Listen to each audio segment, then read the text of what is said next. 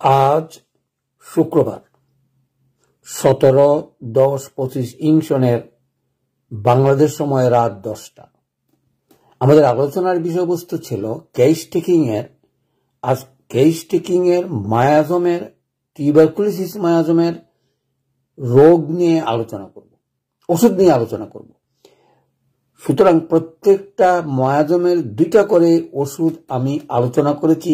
আজকে সেই সুবাদে প্রথমেই আমরা আলোচনা করি হয়তো ধাতু থেকে আগত এবং সেই ওষুধটার অথবা গাছ থেকে আগত।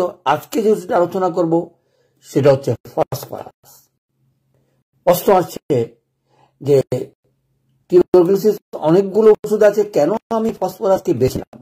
কারণ আমরা জানি ধাতু থেকে আগত ওষুধগুলোর গভীর ক্রিয়াশীল এবং বিস্তৃত কাজ করে, কোনো রোগ নেই তারা কাজ করে না।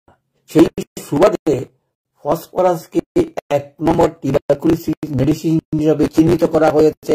আমাদের মায়াজমেটিক যারা দক্ষতার সঙ্গে চিররোগের ক্ষেত্রে চিকিৎসা করে আসছেন তাদের সুবাদে।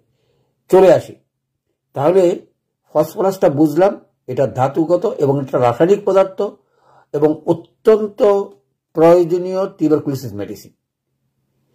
এহেন কোনো রোগ নাই যে এটা কাজ করে না। দেহের এরম কোনো অঙ্গ নাই যে ফসফরাসের ভূমিকা নেই। এর আগে আমরা আলোচনা করেছিলাম সরিক মায়াজমের সালফার নিয়ে। আমরা সালফারের সঙ্গে সেটা তুলনা করতে পারি। সালফার যেরকম সরিক মায়াজমের সর্বশ্রেষ্ঠ ওষুধ হিসেবে চিহ্নিত, ফসফরাসও আমি মনে করি টিউবারকুলোসিস মায়াজমের এটা প্রধান ওষুধ এবং প্রত্যেকেরই সেটা জানা উচিত। জানার কথার অর্থ এই কথা নয় যে সবসময় আমরা ব্যবহার করব, কারণ এগুলো ব্যবহার করার জন্যই পড়ালেখা বেশি করে সচেতন হওয়া উচিত। অযথা কারণ ছাড়া আমরা যেন এই সকল ওষুধ প্রয়োগ না করি, তাতে আমাদের হিতে বিপরীত হতে পারে। প্রথম কথা হচ্ছে কোনো সময় রোগ বেড়ে যাবে এবং চিকিৎসা করা বিভ্রাট করবে, অথবা আমাদের সিলেকশনের কারণে মায়াজমেটিকের ভুল ত্রুটির কারণে আমরা বাধা পাবো। সেই সুবাদে এসব ওষুধ সকলকে আমি চতুর্থ ওষুধ হিসাবে বর্ণনা করে থাকি। তৃতীয় বা চতুর্থ ওষুধ বলবো যেগুলো নসর্স ওষুধ। ঠিক টিউবারকুলোসিসের 2টো ওষুধ আলোচনা করব। একটা হচ্ছে ফসফরাস ধাতুগত থেকে আসছে, আর একটা হচ্ছে টিউবারকুলোসিস রোগ থেকে আসছে, অর্থাৎ আমরা যেটা নসর্স ওষুধ বলি।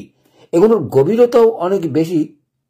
সেই সুবাদে প্রয়োগ করার ক্ষেত্রেও আমাদের সচেতনতা থাকা উচিত বলে আমি মনে করি। চলে আসি তাহলে, ভিত্তিটা কি ভিত্তিতে আমরা এগুলোই প্রয়োগ করতে পারি। সচরাচর আমরা দেখব যখন আমরা কেস টেকিং নেব, আমরা কারোর শরীরে কতটুকু পার্সেন্টেজ মায়াজম আছে বা টিউবারকুলোসিস মায়াজমের আছে, সেই লক্ষণগুলো আছে কিনা, অথবা ফসফরাসের লক্ষণের মধ্যে তার পড়ে কিনা। ফসফরাসের একটা সুন্দর দৃষ্টিভঙ্গি আছে, অর্থাৎ হালকা পাতলা গঠন, ফর্সা, ফিটফিটে চেহারা, চোখে চশমা, স্মার্ট, সব কিছুর দর্শন আমার বই মতন মিলবে এমন কথা বলছি না।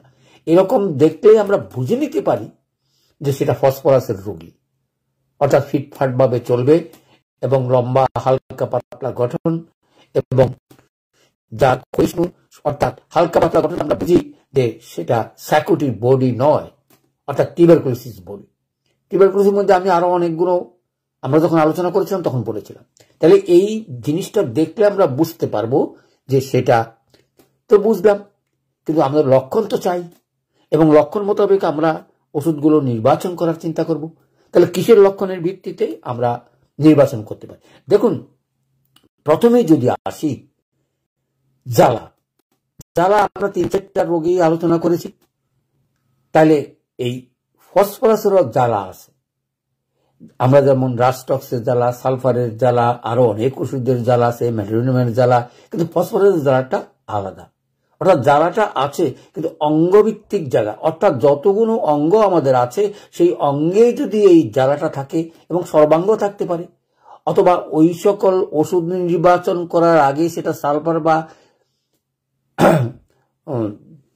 আর্সেনিক কিনা, রাস্টস কিনা এগুলি বাদ দিয়ে যখন চিন্তা করব, অর্থাৎ ওই হালকা পাতলা গঠন, লম্বা চারিপাট চেহারা দেখলে আমরা বুঝে নিতে পারি সেটা ফার্স্ট ক্লাসের রোগী। তাহলে বোঝা যাচ্ছে যে জ্বালা 1 নম্বর।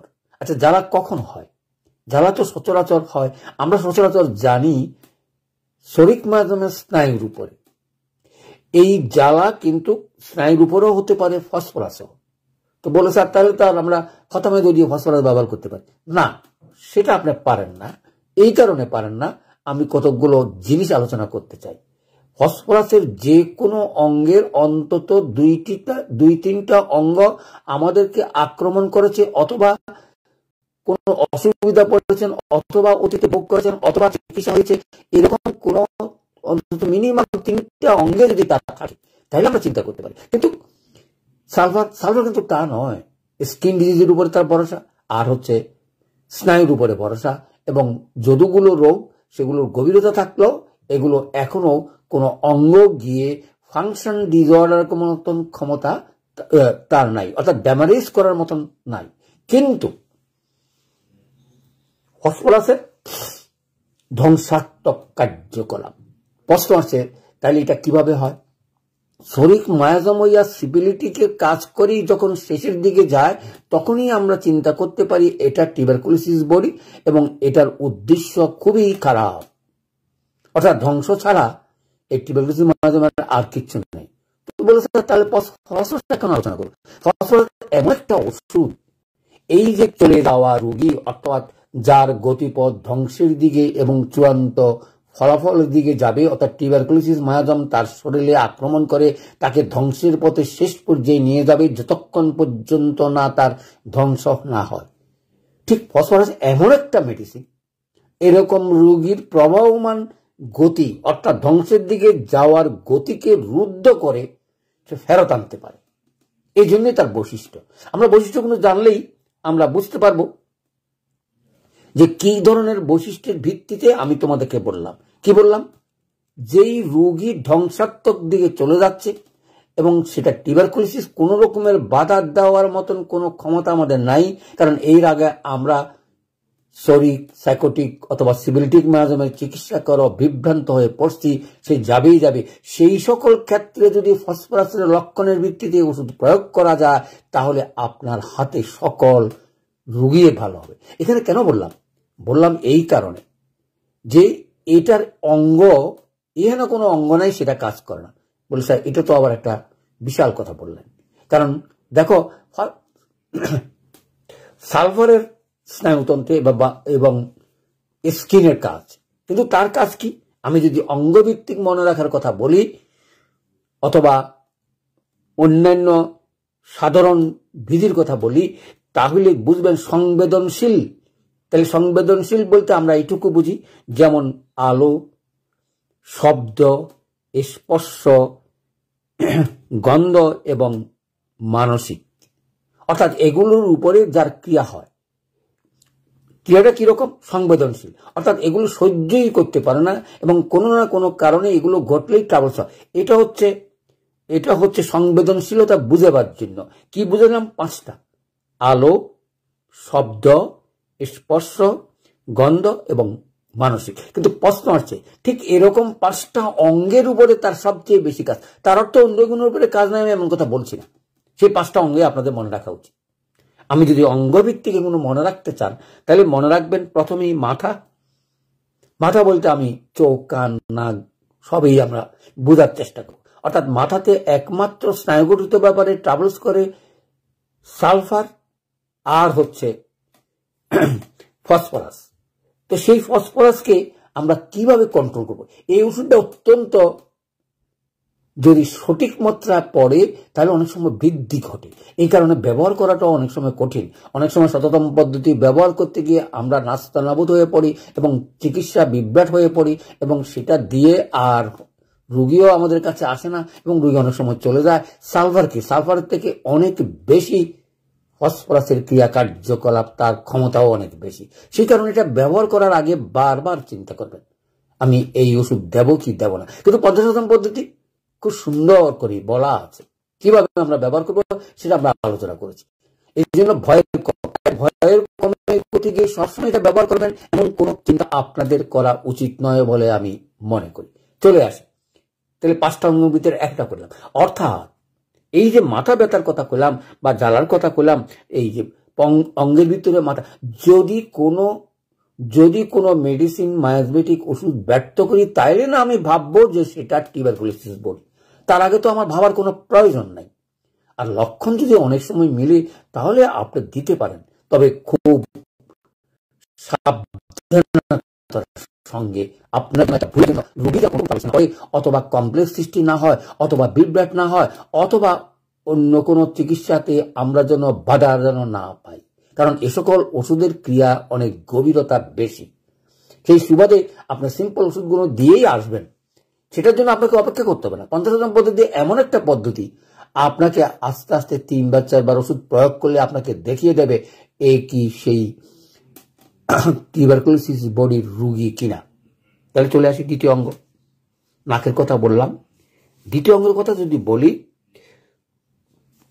সেটা হচ্ছে লাংস।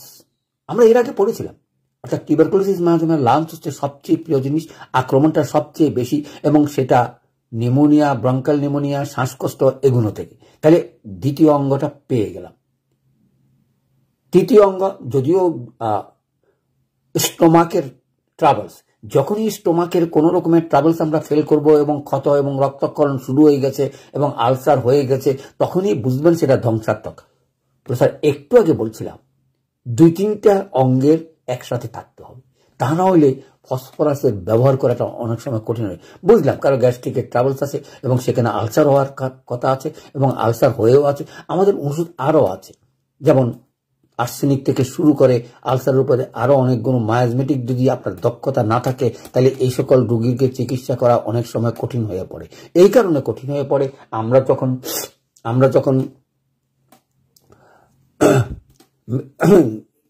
আমরা যখন সিলেকশন করতে পারি না যে কিভাবে আমরা ক্ষত আছে, রক্তপাতও আছে এবং রক্তপাতের কথা চিন্তা করি, ক্ষত রক্তপাত অমুকের কথা চিন্তা করি, আমরা অনেক সময় হয়তো ফসফরাসের কথা চিন্তা করি, যেহেতু তার ধ্বংসাত্মক কার্যকলাপের সঙ্গে আমাদের লক্ষণেরও কিছু মিল আছে। কিন্তু আমি আপনাকে বলে রাখি, যতক্ষণ পর্যন্ত না দেখবেন 2-3টা অঙ্গের উপরে তার কোনো ট্রাভেলস নাই, সেই রুগীকে ফসফরাস দেওয়ার আগে একটু চিন্তা করবেন। দিবেন না এমন কথা বলছি না, কারণ হোমিওপ্যাথিকের দর্শন এক একজনের এক রকম।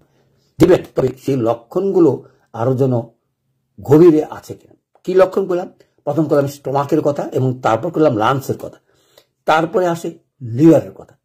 দেখুন এইসব অঙ্গ, এই যে লিভারের, সেই কারণে কি ডান দিকে সে ঘুমাইতে আরাম পায়, অন্য কোনো সাইডে বাম দিকে সে ঘুমাইতে পারে না। তাহলে ডাইন দিকে কি থাকে? লিভার থাকে। বলে স্যার লিভারের উপর তো স্যার আপনি লাইকোপিডিয়ামের কথা বলছেন, আবার এখানে কেন বলতেছেন? হ্যাঁ, লাইকোপিডিয়ামের কথা বলছি। লাইকোপিডিয়াম ফেল করতে পারে, লাইকোপিডিয়াম টিউবারকুলোসিস বুদ্ধি, যদিও তার টিউবারকুলোসিসের গভীরতা আছে এবং সুন্দর মেডিসিন, তার অঙ্গটার উপরে তার অসম্ভব ক্রিয়া কার্যকলাপ আছে, সেখানেও যদি ফেল করে, কোনো কারণে যদি আমরা চিকিৎসা করতে না পারি অথবা কোনো রকমের যদি ট্রাভেলস হয়, আমরা সেকেন্ড ওষুধ হিসাবে চিন্তা করতে পারি ফসফরাস। কারণ আমি কি বলছি, 4-5টা অঙ্গের হানি, তাহলে 3টা হয়ে গেল। মাথার কথা বললাম, গ্যাস্ট্রিকের বা আলসারের কথা বললাম, লাংসের কথা বললাম, তারপরে লিভারের কথা বললাম। চলে আসি তারপরে যদি বলি সেটা আমরা বলবো মূত্রগ্রন্থি, অর্থাৎ যার কিডনি ট্রাভেল যদি হয়ে থাকে, সেখানেও তার যথেষ্ট কাজ। লক্ষণগুলো মনে রাখার চেষ্টা করবেন এবং তাতে করে আমরা সুবিধা মতন প্রয়োগ করব যখন আমরা অন্য ওষুধে ব্যর্থ হই। তাহলে বুঝতে পারছেন, এই সকল অঙ্গের উপরে কোনো রকমের যদি ট্রাভেলস থাকে এবং সেই ট্রাভেলসের কারণে যদি হার্ট ডিজিজ হয়ে যায়, আমি যতগুলো ওষুধ আলোচনা করেছি, অর্থাৎ আপনারাও দেখবেন অনেক সময় আমরা হয়তো 3-4টে ওষুধ আলোচনা করি, এটা হার্টের উপরে, এটা অমুকের উপরে, কিন্তু আমাদের চিকিৎসা হচ্ছে সর্বাঙ্গ ভিত্তিক, অর্থাৎ লক্ষণ সমষ্টি। এখানে আমি যদি বলি সব লক্ষণ যদি অঙ্গভিত্তিকের উপরে ভিত্তি করে আপনার ফসফরাস আছে, তাহলে আর প্রয়োজন নেই। অনেক সময় আমরা তো মনে করি যে হার্টের উপরে ওই ওষুধ ভালো, ভালো বলে কোনো ওষুধ নাই। হোমিওপ্যাথিকের সব ওষুধে ভালো, কিন্তু মনে রাখবেন, খালি লক্ষণের উপরে ভিত্তি করেই আপনি যদি ওষুধ দিতে চান, এই ফসফরাস হার্টের উপরে 1 নম্বর মেডিসিন হিসাবে আমি চিন্তা করব। বলে কখন দেব? ওই যে বললাম, হার্ট তো সচরাচর আক্রমণ হওয়ার কোনো সম্ভাবনা থাকে না, কারণ শরীরের অন্যান্য অঙ্গ হার্টের উপরে বাধা না দেওয়া, হার্টের উপরে কোনো কার্যকারিতা না হওয়ার জন্য তারা প্রচন্ড বাধা দিয়ে ব্যর্থ যখন হয়, তখনই হার্ট ডিজিজগুলো হয়। আর হার্ট ডিজিজ হওয়ার মেইন কারণ অনেক সময় আমরা এলোপ্যাথির মধ্যে জানতে পারি, সেটা হচ্ছে ব্লাড প্রেশার। তাইলে মনে রাখবেন, এই ব্লাড প্রেশারের উপর ফসফরাসের যথেষ্ট কাজ আছে। হার্টের উপর তো আমি বলবো যে এইখানে কোনো হার্টের রোগে আমরা চিন্তা করতে না পারি, অর্থাৎ এর আগে হয়তো আমরা লক্ষণ ভিত্তিক উপরে অনেকগুলো ওষুধের কথা চিন্তা করে প্রয়োগ করে ফেল করলেই আমরা চিন্তা করব সেটা ফসফরাসের রোগী। এই জন্যই 50 মধ্যে অত্যন্ত প্রয়োজন, কারণ 2-1 মাত্রা অথবা 2-1 শক্তির ওষুধ দিয়ে যখন আমরা ব্যর্থ তখন ধরেই নেব সেটা চিররোগের অধীন, অর্থাৎ সহজে সেই রোগ ভালো হবে না। আর যদি কোনো সিম্পল কারণে হয়ে থাকে এবং কোনো কারণে তার টিউবারকুলোসিস বডি নয় এবং হার্টেরও কোনো ট্রাবলস নাই, তাহলে সে সিম্পল ওষুধেই ভালো হয়ে যাবে। আমি কেন করেছি, এই গভীরতার ওষুধগুলো প্রয়োগ করার আগে বারবার চিন্তা করবেন আমরা যেন কোনো রকমের এগিয়ে যেন পিছনে না যাই। সে ওষুধটা প্রয়োগ করার আগে যতগুলো ধাপ আছে সেগুলো শেষ করে আপনার সময় লাগবে না। বলে স্যার এক্ষুনি যদি হার্টের রোগী আসছে, এক্ষুনি যদি হার্টের, সেটা চলুন কথা, সেরকম আপনাদের একটা ওষুধ কথা মনে করে নিতে পারি সবসময় আপনাকে রক্ষা করবে, সেটা হচ্ছে এখন চলে। কারণ এরকম আলোচনা করলে হয়তো আপনাদের সুবিধা হতে পারে, সেজন্য বললাম এখন একটা সবসময় নিজের কাছে রাখবেন। রোগ বুঝেন না বুঝেন, প্রয়োগ করে তারপরে চিন্তা করেন কি হলো। প্রয়োগ করার আগে কোনো রকমের চিন্তা করার দরকার নেই। যখনই কোনো রোগী দেখতে যাবেন, ফার্স্ট কলে অথবা হঠাৎ করে তার কোনো ঘটনা ঘটছে, সেটা হার্ট অ্যাটাক থেকে আরম্ভ করে যে কোনো রোগে হোক, যে কোনো ঘটনায় হোক, যে কোনো অ্যাক্সিডেন্টে হোক, আপনার প্রথমেই 50 দিন পদ্ধতির M1 15 মিনিট বা আধা ঘন্টা পর 2-3 দিলেই আপনাকে একটা রেজাল্ট দেবে। আর কি রেজাল্ট? এই রোগী বাঁচবে কি বাঁচবে না, অর্থাৎ আঘাতটা তার কতটুকু, সে এটাকে ফেলে সে এগিয়ে আসলো কিনা। এত সুন্দর ওষুধ অনেক সময় আমরা যারা চিকিৎসা করি তারা এই ওষুধ প্রয়োগ করার মতন রোগীই পাই না। চলে আসি, তাহলে বুঝতে পারলাম এই 5টা অঙ্গ। এই ছাড়াও যে এইখানে কোনো, আমি তো বললাম এত বিস্তৃত ওষুধ, এত বিস্তৃত অঙ্গের উপরে কাজ, আর কোনো ওষুধ আছে কিনা আমার জানা নাই। কারণ টিউবারকুলোসিসের সব রোগীরই, কারণ টিউবারকুলোসিস ধ্বংসটা যখন তার সব দিকে হয় তখনই আমাদের এই ওষুধগুলোর প্রয়োজন হয়। সেখানে আমরা হয়তো 500টা ওষুধের ভিতরে আমরা লাইকোপোডিয়ামও রেখেছি। 1 নম্বর রেখলাম ফসফরাস, 2 নম্বর টিউবারকুলোসিস। কেন? একটা হচ্ছে ধাতুগত দিক, অথবা আরেকটা হচ্ছে রোগজ। সুতরাং রোগজ ওষুধগুলোর গভীরতা বা কার্যকারিতা অনেক সময় বেশি, তারপরও আমাদের প্রয়োগ কিন্তু অনেকেই বেশি করেন এবং উপকারও পান। উপকার পাওয়াটা স্বাভাবিক, আর প্রয়োগ করার ক্ষেত্রে যদি ভুল হয় তাহলে অনেক সময় চিকিৎসাতে বিভ্রাট ঘটে। সেই কথা জানার জন্যই প্রথমে আমি ফসফরাসটা বললাম, দ্বিতীয় পড়াবো টিউবারকুলোসিস মায়াজম। তাহলে বুঝতেই পাচ্ছেন এই যে ফসফরাস যে তার অঙ্গের উপরে তার কাজ।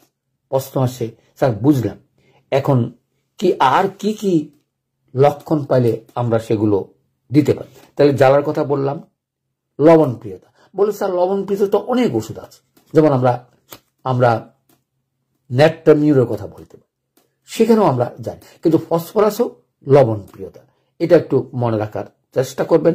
এবং ঠান্ডা হলেই, অর্থাৎ শীতকাতর, শীত লাগলেই তার লাংস এফেক্ট করে, ওই যে টিউবারকুলোসিস মায়াজমের যে জিনিস সেটা। তাহলে শীত তার অসহ্য। তারপরে রক্তস্রাব, যে কোনো জায়গা থেকেই রক্তস্রাব হতে পারে এবং রক্তের বর্ণটাও একদম লাল।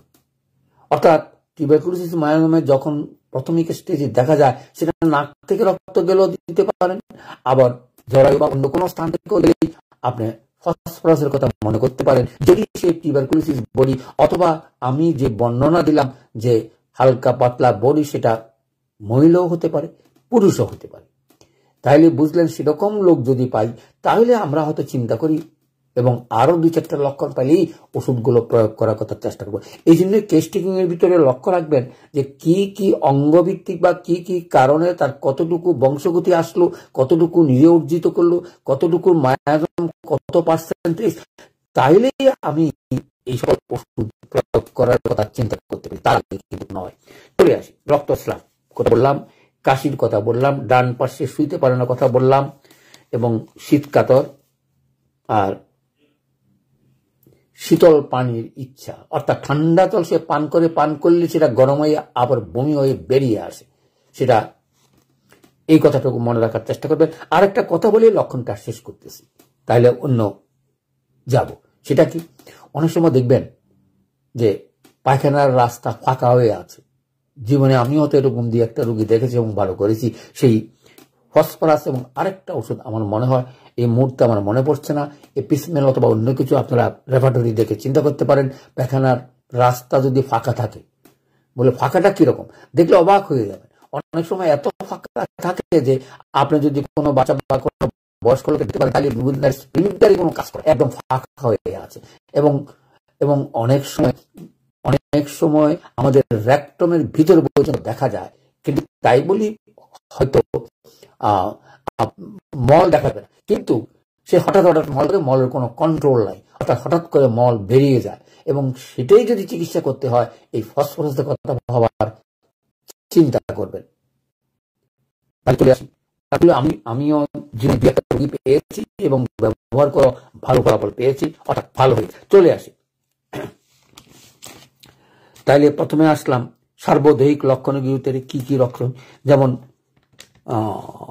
সংবেদনশীল কথা কইলাম, রক্তক্ষয়ের সঙ্গে দুর্বলতার কথা বললাম, স্নায়ু যকৃৎ এগুলোর উপরে প্রয়োগ তার আছে, আর মানসিক খুব ভীত এবং একা থাকতে চায় না।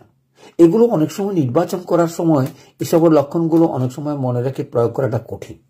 তার চেয়ে কিছু কিছু সংক্ষেপে কিছু কথা মনে রাখলেই আমরা যেমন মনে রাখি যে টিউবারকুলোসিস বডিতে যে কুকুরের ভয় থাকলে আমরা ধরতে পারি, ঠিক সেরকম বজ্রপাতের ভয়ে যদি কোনো রোগী থাকে, বলে বজ্রপাতের একই ভয় করে, আবার পার্থক্যটা কোথায়?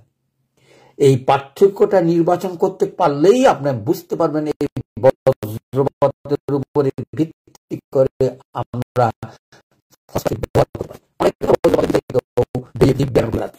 আর কেউ বজ্রপাতের শুনলেই একেবারে দরজা জানালা বন্ধ করে ভিতরে ঢুকে যায়।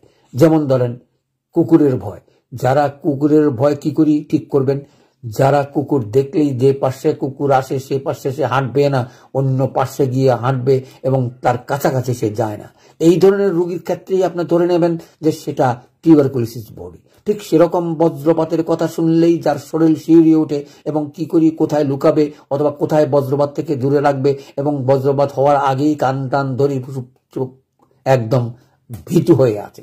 অর্থাৎ দুইটা কারণ বললাম, একটা হলে ভীতু অন্ধকারের ভয়, আর হচ্ছে বজ্রপাত। তাহলে নির্বাচন করার ক্ষেত্রে এই সকল লক্ষণগুলো বের করে যদি মার্কগুলো দিতে পারেন, তাইলেই আপনি দক্ষ ডাক্তার। কারণ আমাদের আরো সহায়তা করার যথেষ্ট, কারণ 50 পদ্ধতি এমন একটা পদ্ধতি যেটা আমাদেরকে অনেক সহজ করে দিয়েছে, কিন্তু আমরা যারা ডাক্তারি করি বা ডাক্তারি করার ইচ্ছা প্রকাশ করি, তারা এখনো পর্যন্ত ব্যবহারের ভীতিতেই তারা কেটে যাচ্ছে। অর্থাৎ শততম ব্যবহার করবে 30, কিন্তু 50 পদ্ধতির M1 ব্যবহার করবে না। আমি জানি না এর ভিতরে ভয় কেন তাদের, বা এই ভয়ের কারণটা আমার মনে হয় আমাদের পুস্তক এবং ঐতিহাসিকভাবে আমরা বা বংশগতিভাবে ডাক্তারের কাছ থেকে পাওয়া যে শিক্ষা অথবা ম্যালেরিয়া মেডিকে থেকে যাওয়ার শিক্ষা অনবরত 30-40 শততম কথা বলেই যাচ্ছে, মাদারের কথা বলেই যাচ্ছে। সেই কারণে আমরাও সেদিকে আসক্তি হয়ে মাদার ব্যবহার করার চিন্তা করি। আমি দেখেছি যত বড় বড় ডাক্তার ইন্ডিয়ার নাম করা অথবা অন্য জায়গায় নাম করা মাদারটা ব্যবহার করবে, হতে পারে টাকা পয়সার জন্য যদি ব্যবহার করে আমার কোনো আপত্তি নেই, বলে না চিকিৎসার কথা যদি ব্যবহার করে সেটা দুর্ভাগ্য। চিকিৎসার খেলায় আমার মনে হয় জিরো ছাড়া আমাদের কোনো উপকার, অর্থাৎ উপশম ছাড়া আর কোনো কাজ নাই, যেটা এলোপ্যাথি খেলা সবসময় করে থাকে। সে কারণে আপনারা যারা শততম পদ্ধতি করেন মাদার ব্যবহার করেন, আমার আপত্তি নেই, যে আমাদেরকে তো এমনিই টাকা দেয় না, আমার মাদারটা দিলাম। কিন্তু দুর্ভাগ্যটা কি জানেন, অনেক সময় দেখা যায় পাওয়ারের সঙ্গে সঙ্গে মাদারও দিয়েও মাদারের ক্ষতি পাওয়ারের থেকে অনেক কম। নাই বললে নাই, অ্যালোপ্যাথিকের মতন আছে। অ্যালোপ্যাথিক যেরকম আমাদের ক্ষতি করে, মাদারও সেরকম করতে পারে, তবে অনেক সময় হয়তো প্রয়োগের কারণে তাড়াতাড়ি একটা উপকার পাওয়া যায়, সেটা হয়তো অনেকে গণে। কিন্তু চিকিৎসা আমি বলবো সেটা সম্ভব নয়। হোমিওপ্যাথিকে সেটা বিশ্বাস করে না, হোমিওপ্যাথিকে সে কথা কোনোদিন বলে না। আমরা ব্যবহার করি আমাদের স্বার্থের কারণে। চলে আসি, তাহলে কি পাইলাম? বজ্রপাতের ভয়ের কথা পাইলাম, মানসিক দুর্বলতা এবং মনোসংযোগ। অর্থাৎ দেখবেন আমরা অনেকেই পড়ালেখা করে মনে থাকে না, টিউবারকুলোসিস দুটোই আছে। সে যেরকম মনে রাখে না, আবার মনে রাখার প্রবণতাও আছে। ভালো ব্রেইন টিউবারকুলোসিস বডিতে আছে। তার কারণ যখনই কোনো বডিতে টিবি থাকে, তখনই আর অন্য কোনো লক্ষণের চেয়ে তার এসব লক্ষণগুলো ভালো কাজ করে, মেধাবী হয় তার। কারণ ওই যে বললাম, এখন তো আমি বললাম যে সিফিলিটিক মায়াজম হইয়া টিউবারকুলোসিস দিয়ে আসে।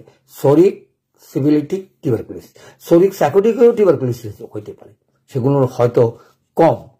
অথবা নির্বাচন করার ক্ষেত্রে আমরা ধ্বংসাত্মক করার ব্যাপারে আমরা হয়তো সিফিলিটিক এবং টিউবারকুলোসিসে একই স্টেজে রেখেছি। চরম ধ্বংসটা তখনই হয়।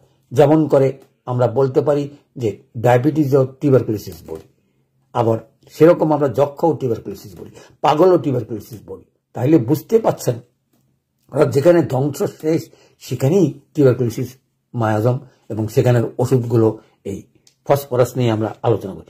তারপরে চলে আসি, অর্থাৎ অনেক সময় ন্যাক্টামিরোর কথা বললাম, অর্থাৎ কেঁদে ফেলে, সেটা পালসও আছে, ন্যাক্টামিরো আছে, আরো অনেক ওষুধে আছে। কিন্তু যখনই কোনো চিকিৎসা আমরা শেষ করতে পারবো না, মায়াজমেটিকের জানতে চাইবো, অর্থাৎ টিউবারকুলোসিস মায়াজম তার বডিতে আছে, তখনই আমরা ফসফরাসের কথা চিন্তা করতে পারি। এত বিপুল রোগের কাজ এবং অঙ্গের কাজ, সুতরাং এই ওষুধকে না জানলে আমরা কি করে ব্যবহার করব? যখনই আমরা ব্যর্থতা হব, আর যখনই আমরা হার্ট ডিজিজের রোগীকে চ্যালেঞ্জিং দিয়ে ভালো করার চেষ্টা করব, তখনই আমাদের এই সকল ওষুধের প্রয়োজন। কারণ আমরা হয়তো অনেকে ভয় পাবেন যে স্যার, হার্ট ডিজিজের রোগী তো আমরা চিকিৎসা করতে পারবো না। তাদের উদ্দেশ্যে বলছি, এই ওষুধটাকে ভালো করে পরে প্রয়োগ করার কথা চিন্তা করবেন। কাদের? হার্ট রোগী যখন কোনো রোগী থাকে, তখনই ধরেই নেন সেটাও ধ্বংসাত্মক। যে কোনো মুহূর্তে সে হার্ট অ্যাটাক করে মারা যেতে পারে। সেই মারা যাওয়া থেকে আপনাকে রক্ষা করতে হবে। সেটা 30-40 বছরও হতে পারে, আবার অনেক সময় বৃদ্ধ বয়সও হতে পারে।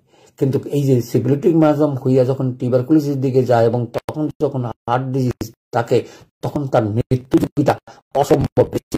সেই কারণে আমাদের কাছে কেউ গেছেন না, আসছেও না। আমরা এতটুকু পড়ালেখা করে প্রয়োগ করতে পারি না। বলছেন এই কথাটা কেন বলছেন? এই কথাটা বলছি, আমরা যারা হার্টের চিকিৎসা করতে চাই, বা যারা হার্টের রোগী ভালো করতে চাই এবং জানতে চাই, তাহলে এই টিউবারকুলোসিস মায়াজমের এই ফসফরাস ওষুধটা সঙ্গে মনে রাখার মতন পড়ালেখা করে লক্ষণগুলো মনে রেখে প্রয়োগের সিদ্ধান্ত নেবেন।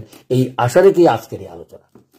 অর্থাৎ যতগুলো ওষুধ পড়েছি, এই হার্টের উপরে ফসফরাসের মতন এত বেশি কার্যকরী ওষুধ আছে বলে আমার মনে হয় না। তার কারণটা একটাই, ওই যে বললাম, অঙ্গগুলো হানি হয়ে যখন ধ্বংসাত্মক হয়ে টিউবারকুলোসিস বডি হয়ে হার্ট আক্রমণ করে, তখনই, এবং যখনই আমরা বুঝি কোনো লোকের যখন হাই প্রেশার থাকে, যেটা আমরা সিফিলিটিক মাধ্যমে বলেছি, সিফিলিটিক মাধ্যমের লক্ষণ হচ্ছে হাই প্রেশার, এবং হাই প্রেশারের উদ্দেশ্য হচ্ছে হার্টকে ফেল করা। আর হার্টকে ফেল করার উদ্দেশ্য হচ্ছে আপনাকে ফসফরাসটা ভালো করে শিখে প্রয়োগ করার কথা জানা। এটা কিন্তু খুব দুরূহ, কারণ এই ফসফরাসটা ব্যবহার করতে লাগলেই অনেক সময় প্রয়োগ করার পরেই দেখবেন বেড়ে গেছে এবং আরো কন্ট্রোল করতে পারবেন না। সেই কারণে ফসফরাস ব্যবহার করার আগে যত রকমের সিম্পল ওষুধগুলো আছে, সেগুলো দিয়ে শরীরকে রেজিস্ট্যান্স করে তারপর করবেন। বলে স্যার, ততক্ষণে তো হার্টের রোগী আমার কাছে থাকবে না, করবে না। নিশ্চয়ই যদি সেরকম রোগী আসে তখন ব্যবহার করবেন। যদি মৃত্যুপথ যাত্রী হয়ে থাকে, আপনার প্রয়োগের কথা, লক্ষণ পেয়েছেন, প্রয়োগ করবেন, এবং লক্ষণের ভিত্তিতে 2-1 মাত্রা, অর্থাৎ একটা M1 পাওয়ারের 2 বার বা 3 বার প্রয়োগ করলেই আপনি বুঝতে পারবেন এই ওষুধ তার শরীরে চলবে কি চলবে না। সেটা ফসফরাস হোক আর আর অ্যাকুইট ওষুধ, যার অগভীর ওষুধে যে কাজ করে, গভীর ওষুধও সেই কাজ করে। কোন এক ডাক্তার আমাকে বলতেছে, স্যার অগভীর ওষুধ কি গভীর ওষুধ? দেখুন, হোমিওপ্যাথিতে অগভীর গভীর কোনো ওষুধ নেই। যখনই কোনো ওষুধে কাজ করবে সে পুরাপুরি তার কাজটা করবে, কাজটা করে দেখিয়ে দেবে। আমার দ্বারা এটা সম্ভব না। অর্থাৎ সিম্পল ওষুধগুলো তার কার্যকারিতা দেখিয়ে আপনাকে চোখে আঙুল দিয়ে দেখিয়ে দেবে, আমাকে আর প্রয়োগ করিয়েন না, আমি এই রোগীকে আর ভালো করতে পারবো না, আমি যেটুকু ভালো করেছি সেটা আমার দায়িত্ব ছিল, আপনার পরবর্তী ওষুধটা দেখেন। কিন্তু আমরা তো দেখতে পারি না। বলে, স্যার আপনি কি করে ঠিক করেন পরবর্তী? কেন?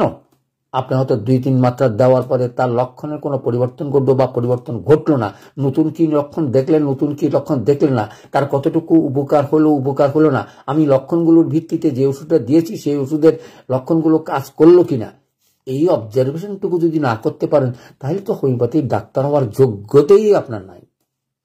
একটু লক্ষ্য করেন, একটু ওষুধের উপরে বিশ্বাস রাখি প্রয়োগ করেন, আপনাদের হাতে সোনার হলে এই হেন কোনো রোগ নাই চিকিৎসা করতে পারবে না। দেখুন তো, আপনি কোনো নাকের ডাক্তার না, চোখের ডাক্তার না, কানের ডাক্তার না, কিডনির ডাক্তার না, হার্টের ডাক্তার না, কিন্তু সর্বরোগের আপনার দক্ষতা কি সুন্দর। আপনি চিন্তা করুন তো, একটা ডাক্তার সর্বরোগের চিকিৎসা করবেন, অথচ আপনার পড়ালেখা করবেন না, অথচ আপনার প্রয়োগ করবেন না, প্রয়োগের থিওরি মানবেন না, আমাদের অর্গাননের কথা মানবেন না, তারপর বলবেন হোমিওপ্যাথিতে কাজ করে না। কিভাবে আপনি আশা করেন যে আমি সকল রোগের চিকিৎসা করবো? আপনাদের হাতে সকল রোগের চিকিৎসা হবে যদি আপনারা পঞ্চাশন পদ্ধতি একটু বুদ্ধি করে প্রয়োগ করার চেষ্টা করেন। সেখানে মাত্রা, শক্তি ও মাত্রা নিয়ে অনেক আলোচনা করেছি। এখন তো খুব সহজ, আপনার রোগের ভাগ করে ফেলবেন। রোগটা চির না অচির রোগে ঘনমাত্রা, চির রোগের কম মাত্রা, এই তো শেষ। আর কি আছে? এই কয়েকটা কথা মনে রাখিয়ে লক্ষণগুলো, যে যাটুকু লক্ষণ মনে রাখবেন, 3-4টা বা 5টা লক্ষণ পাইলেই আপনি সেই ওষুধটা প্রয়োগ করতে পারেন। প্রয়োগ করার আগে চিন্তা করবেন এটার গভীরতাটা কতটুকু, কোন মায়াজমের কতটুকু কাজ আমি দিই, কোনো আবার বেড়ে যায় কিনা, যেটা আমরা অ্যাগ্রেসিভ বলি সেটা হয় কিনা, সেটা থেকে দূরে রাখার জন্য 50তম পদ্ধতি এবং 50তম পদ্ধতির সিম্পল ওষুধ আগে দিয়া তারপরে আপনি আপনার মায়াজমেটিকের ওষুধ দিয়ে যাবেন। সেই মায়াজমেটিকের ওষুধটির নাম হচ্ছে ফসফরাস। অর্থাৎ টিউবারকুলোসিস বডিতে এই ওষুধের জ্ঞান না থাকলে আমরা টিউবারকুলোসিস রোগী যে কঠিন ওষুধগুলো, যে অঙ্গভিত্তিক যত রকমের ট্রাবলস হোক না কেন, আমরা চিকিৎসা করতে পারবো না।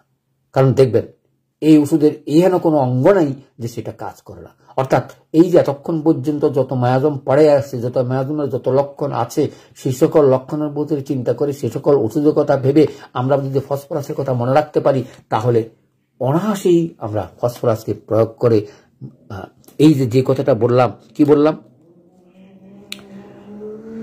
যে কথাটা বললাম, ধ্বংসাত্মক জীবনী শক্তির পুনরুদ্ধার করার জন্য একমাত্র ফসফরাসই বেস্ট মেডিসিন। বলে, স্যার এটা কি কথা বলেন? ফসফরাস ওষুধটা অর্থাৎ ধ্বংসাত্মক কার্যকলাপ থেকে ফিরিয়ে আনার জন্য। দেখুন, অনেক সময় অনেক ওষুধ সম্ভব হয় না, কিন্তু যারা ধ্বংসের মুখে যায়, একমাত্র ফসফরাসই এত সুন্দর ওষুধ তাকে মৃত্যুর হাত বা ধ্বংসের হাত অথবা জীবনাশের হাত থেকে সুন্দর ফিরিয়ে আনতে পারে। কারণ এত লক্ষণ, এত অঙ্গ, এত কিছুর উপরে, যেমন আমি বললাম সংবেদনশীলের উপরেও যে আলোচনা করলাম, 5টা রূপ, গন্ধ এবং শব্দ, আলো, তার উপরে সংবেদনশীল, এইরকম ওষুধ যদি বুঝতে পারেন, তাহলেই আমরা চিকিৎসা জগতে শান্তি দিতে পারে বলবে আমার বিশ্বাস। চলে আসি তাহলে